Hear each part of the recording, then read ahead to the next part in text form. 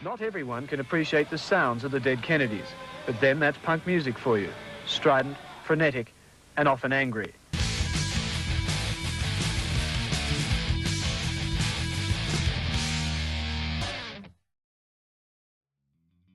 Hardcore in the US, I guess it sort of started in like sort of the very late 70s to early 80s. So bands like Black Flag, Minor Threat, Bad Brains, Circle Jerks, they sort of started it off, I suppose, in terms of the US anyway.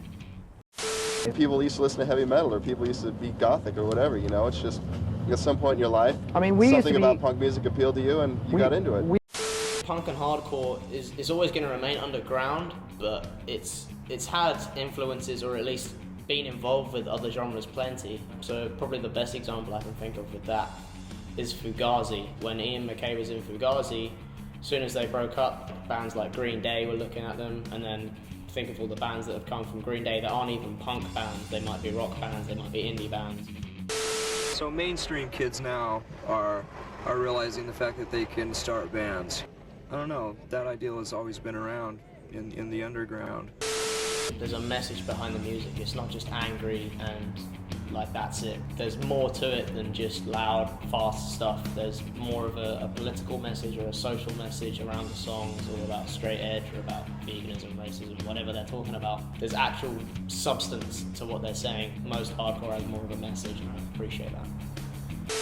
I think I just found something in straight edge that I was like, this is cool, this is for me. Yeah, I have no desire to drink or smoke. It's just, I don't know. People always like, oh, you never tempted. I'm like, no, I don't even like the taste of beer. Everything else that just goes with that culture, it's like, it's not for me. I'd rather like go skateboarding, ride my bike, do something that I don't have to like have a substance to get high. I don't need that. Like, I don't want any of that.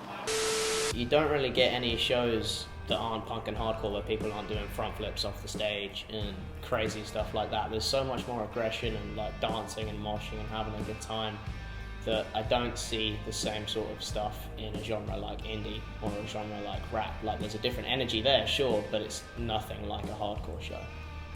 Also, in terms of like today, there's a lot more of a crossover of sort of subcultures. So hardcore bands like Turnstile they're playing shows and stuff with like bigger bands like Basement and that, who aren't really hardcore, but they've branched out to different crowds, which I find is really cool.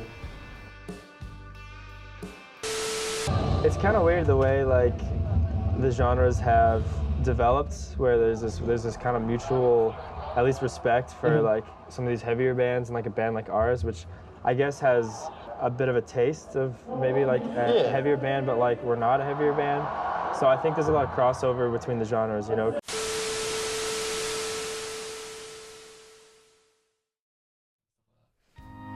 So like with the music, it's very angsty, but I like the society and like what it stands up for. So like punk is about questioning the norm and like rebelling and being creative. So like now there are genres like pop punk that obviously have been influenced by them, because lots of the bands and the band members listened to punk when they were younger. Or even punk nowadays, like it's different to how it was back then. So like Green Day, Blink, Offspring, they're very different to how they sound, but they're still classified as punk.